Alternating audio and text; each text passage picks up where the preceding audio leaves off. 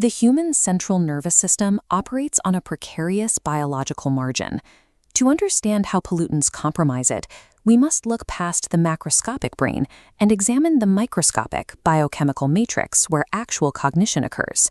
At this level, the nervous system is uniquely vulnerable.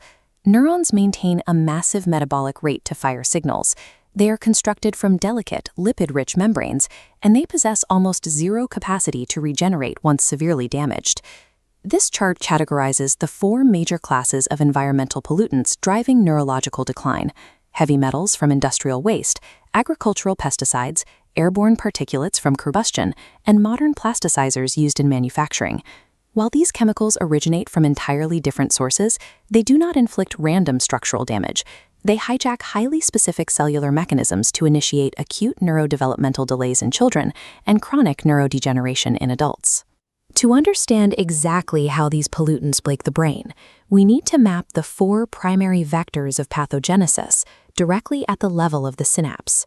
Once that mechanical failure is understood, we can examine the specific pharmacological countermeasures scientists are developing to intercept these biochemical cascades. Preventing cognitive decline relies on acknowledging the central nervous system's specific biochemical fragility when faced with modern environmental contaminants. A healthy tripartite synapse relies on 3 precise components: the presynaptic neuron sending the signal, the postsynaptic neuron receiving it, and the supporting glial cells regulating the surrounding environment. The first vector of cellular failure is oxidative stress, primarily driven by heavy metals like lead and mercury penetrating the space. Once introduced, these metals chemically catalyze the excessive generation of reactive oxygen species, or ROS, within the lipid-rich fluid. These highly unstable molecules immediately strip electrons from surrounding cellular structures. They rapidly oxidize the neuron's lipid membrane, degrade vital internal proteins, and fracture the cell's DNA. This persistent oxidative damage disrupts the neuron's ability to maintain a signal, forming the pathological foundation for severe neurodegenerative conditions like Alzheimer's and Parkinson's diseases. The first vector succeeds by turning the neuron's own biological requirements against it, utilizing the cell's necessary lipid-rich structure as fuel for a chemical fire.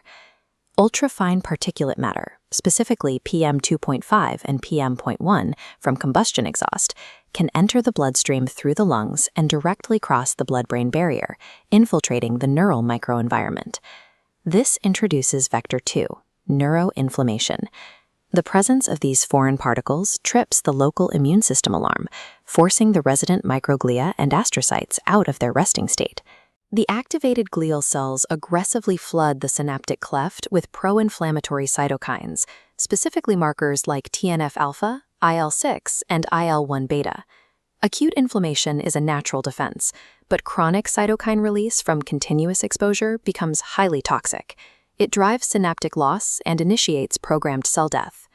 Vector 3, neurotransmitter disruption, is most frequently initiated by exposure to organophosphates, chemicals widely used in agricultural pesticides.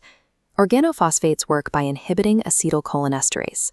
Normally, this enzyme acts as a biological vacuum, clearing acetylcholine out of the synapse after a signal fires.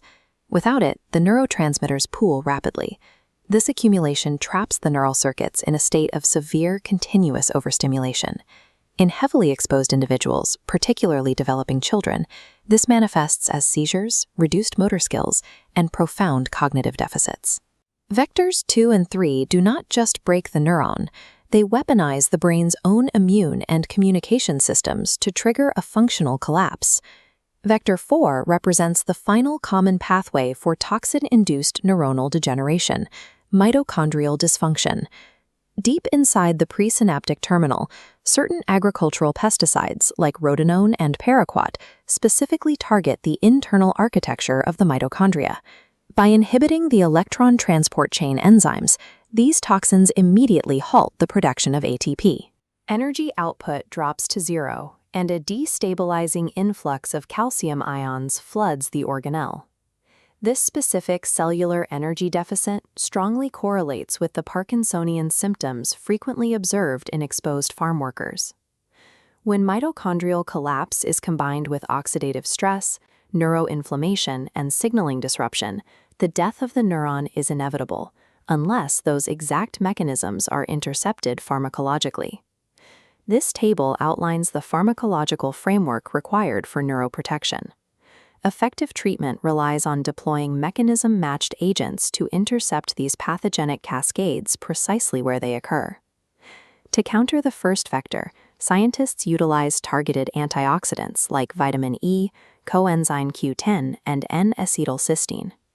These compounds intercept and neutralize reactive oxygen species before they breach the lipid membrane. By scavenging these unstable molecules, the antioxidants restore redox balance and successfully halt lipid peroxidation, buying the damaged neuron critical survival time. To intercept vector 2's immune response, anti-inflammatory agents, specifically selective COX-2 inhibitors and NSAIDs, are introduced to actively suppress the microglia.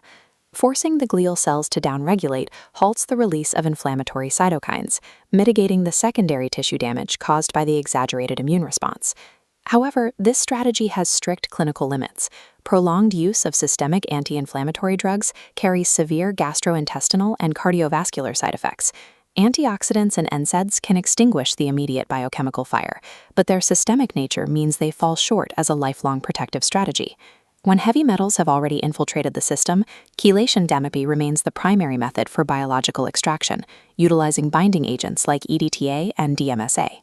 These agents act as chemical claws, binding directly to circulating toxic metals and forcing their excretion from the body before they can initiate ROS generation. But chelation carries heavy risks.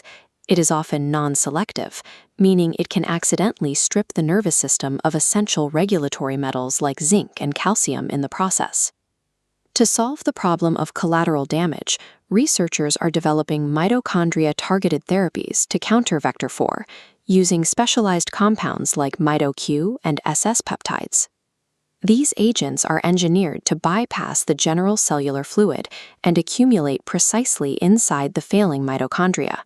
Once inside, they stabilize the organelle, restore ATP production, and block the fatal release of cell death signals.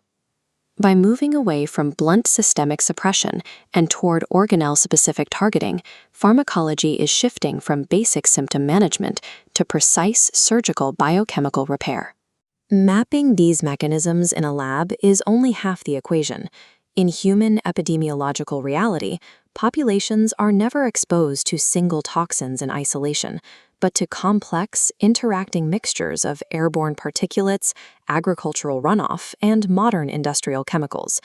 The primary hurdle for public health is latency.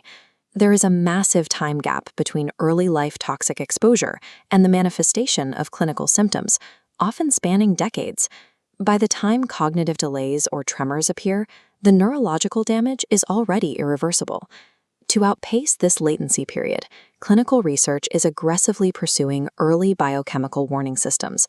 Scientists are identifying blood-based markers, such as neurofilament light chain and exosomal mRNAs.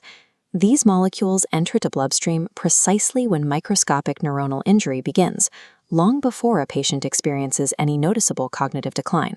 Pairing these early biomarkers with advancements in genomics enables the implementation of personalized neuroprotective strategies.